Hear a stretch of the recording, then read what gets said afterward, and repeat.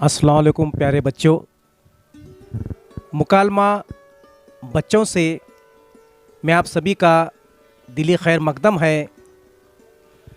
मुकालमा पिछले कई वीडियोज़ में उर्दू कवायद के साथ साथ हिंदी के कवायद आपकी खिदमत में पेश करता रहा है। तो अगर आपको ये चैनल पसंद आए तो इसको आप ज़रूर सब्सक्राइब कर लीजिएगा ताकि आने वाली वीडियोस की आपकी खबर मिल सके। तो चलिए आज हम एक नए सबक की तरफ शुरुआत करते हैं। अज़ाफ़ी मुताला अपनी 10वीं जमात का ड्रामा का हिस्सा है। तो प्यारे बच्चों, ड्रामा हम पढ़ने वाले हैं जिसका नाम है किस्सा सोते जागते का, जिसके मुसन्निफ़ हैं नैयर मसूद।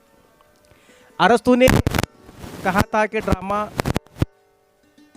को ज़िंदगी की टक्कर नहीं कहा था उसने। ड्रामे के माने होते करना, ड्रामा पढ़ने की चीज़ नहीं, ये कर कर दिखाने वाली चीज़ है। इसीलिए उसके लिए लावाज़ामत लगते, स्टेज, अदाकार, मौसीकी, ये तमाम तर चीज़ें उसके लिए लाजमी जुज़ हैं। तो हम 8वीं जमात में भी एक मशहूर ड्रामा, मशहूर मुसन्निफ़ उर्दू ड्रामा निगार अनीस आज़मी का ड्रामा दादी अम्मा मान जाओ, बहुत ही मज़ा, ये ड्रामा हमने पढ़ा, जिसमें किरदार भी छोटे बच्चे हैं। 9वीं जमात में आने के बाद जो है हमने कदर मुख्तलिफ, जब टीवी के इजाज़त से पहले जब रेडियो का बोलबाला था तो लोग रेडियो पर ड्रामे सुनते थे, तो हमने 9वीं जमात में उर्दू के मशहूर अफसाना निगार, वो ड्रामा निगार सलाम बिन रज़ाक का ड्रामा किस्मत बेग हमने पढ़ा, जो कि रेडियो ड्रामा था। कि ड्रामे के देखो बच्चों बहुत सारी किस्में हैं, आप देखेंगे जिसे स्ट्रीट प्ले कहा जाता है, पथनाट्य, एक स्टेज ड्रामा होता है, एक रेडियो ड्रामा होता है ना। उसमें भी और बहुत सारी किस्में, एक होता है एक बाबी ड्रामा, एक होता है सहबाबी ड्रामा। तो हमें ड्रामे पढ़ने के बाद जो है अब हम देखेंगे कि ड्रामे की शुरुआत जो है कहाँ से हुई। अगर इसकी तारीख़ में अगर हम जाएंगे तो कहा जाता है कि भाई कदीम ज़माने में यूनान के पहाड़ों पर जो है तफरीह का कोई ज़रिया नहीं था। तो यूनान की अपनी हुकूमत काफ़ी मशहूर थी, तो तफरीह के लिए जो है अलमिया और मज़ाहिया 2 किस्म के ड्रामे जो है यूनान में पेश किए जाते थे। तो कहा था कि ड्रामे की शुरुआत जो है मुल्क यूनान से हुई। हमारे यहाँ अगर हिंदुस्तान में अगर हम देखेंगे तो हिंदुस्तान में भी संस्कृत ज़बान में जो है बहुत सारे ड्रामे लिखे जा चुके हैं, जिसे कहा था नसरी ड्रामे, और दूसरे होते थे मंजूम ड्रामे। प्यारे बच्चों, कहा था कि भाई ड्रामे में 9 रस का, 9 बातों का होना ज़रूरी है।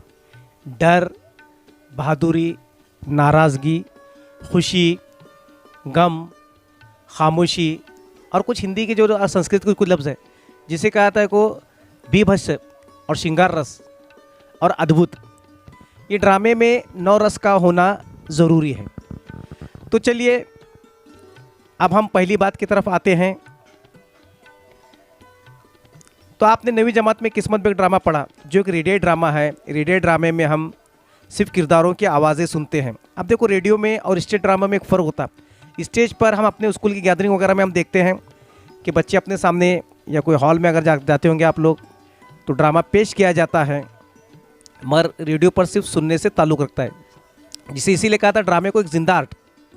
मगर जब वही किरदार स्टेज पर अदाकारी का मुजाहरा करते हैं तो स्टेज ड्रामा कहलाता है। ड्रामा अदब की बड़ी अहम सिन्फ है जिसमें फ़नून लतीफ़ा की तमाम झलकियाँ होती हैं, इसीलिए फ़नून लतीफ़ा को मुराक़ा भी कहा जाता है। ड्रामे के अज़्ज़ाए तरकीब 6 हैं। अब देखो 6 अज़्ज़ा और कौन कौन से इसमें ज़रूरी, देखो मैं तो बताया कि भाई 9 रस के अलावा भी 6 अज़्ज़ा जो ड्रामे में मौजूद होने चाहिए। माजरा, किरदार, मुकालमा उसकी जान होते हैं। अच्छा किरदार ही ड्रामे में जान पैदा कर देता है, और किसी भी ड्रामे को किस मरकज़ी ख़्याल के में कहानी को लिखा जाता है, मरकज़ी ख़्याल को मद्देनज़र कर पूरी कहानी बुनी जाती है। और उसे कहा था कि भाई स्टेज सजावट, जिसे नेपथ्य कहा जाता है, हिंदी में स्टेज डेकोरेशन कहा जाता है। और मौसीकी एक लाजमी जुज़ है।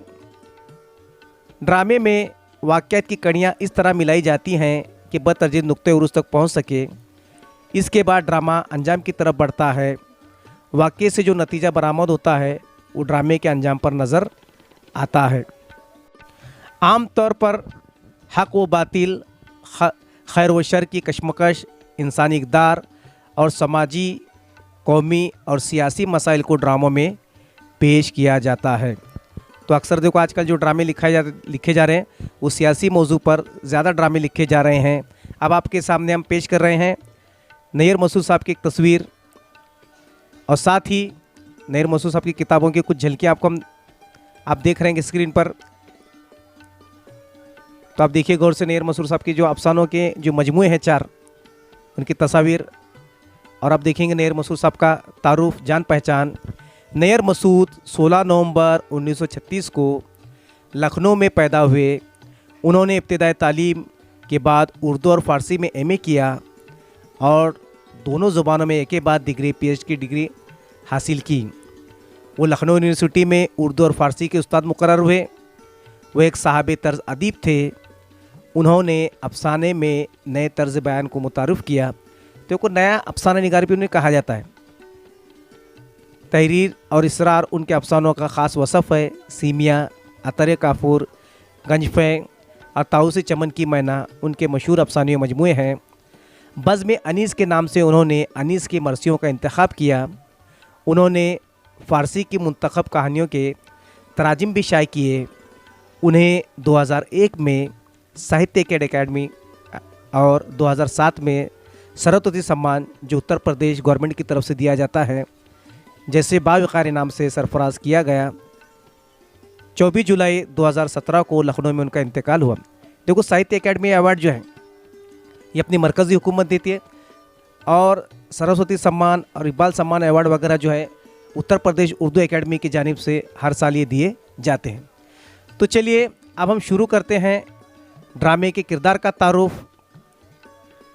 नंबर 1, हारून रशीद, 8वीं सदी ईस्वी में इस्लामी दुनिया का खलीफा। अबुल हसन, बगदाद का नौजवान। जाफ़र, हारून रशीद का वज़ीर। मसरूर, एक सरदार। काफूर, हबशी ग़ुलाम।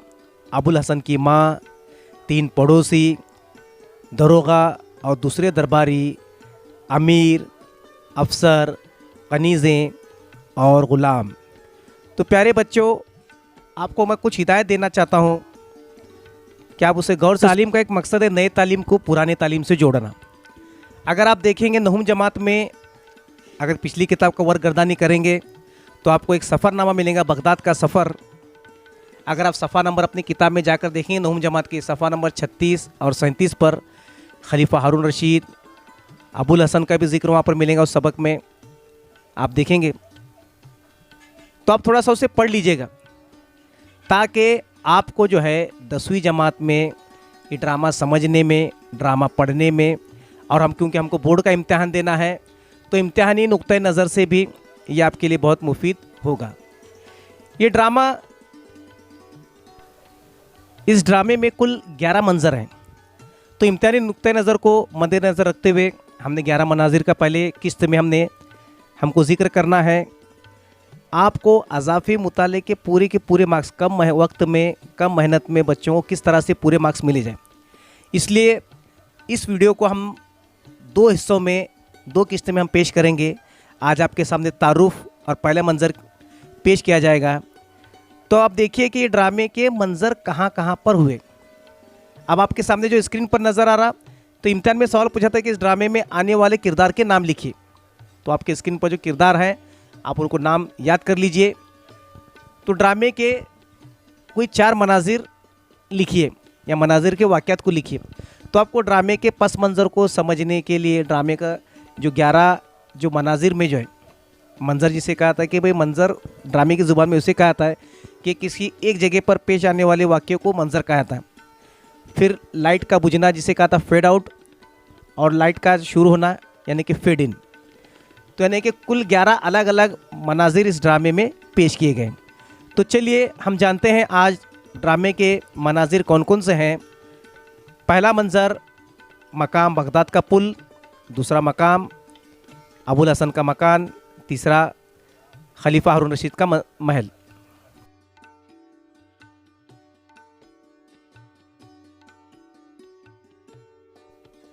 तो चलिए अब देखते हैं चौथा मंजर, खलीफा की ख्वाबगाह। पांचवा मंजर, खलीफा का दरबार। यानी कि इन मनाजिर में, इन इलाकों में ड्रामा ये खेला और पेश किया गया। छठा मंजर देखिए, खलीफा का महल। सातवां मंजर देखिए, अबुल हसन का मकाम। आठवां मंजर, कैद खाना। अब देखिए नौवां जो मंजर है वो बगदाद का पुल है। 10वां मंजर खलीफा का महल। 11वां मंजर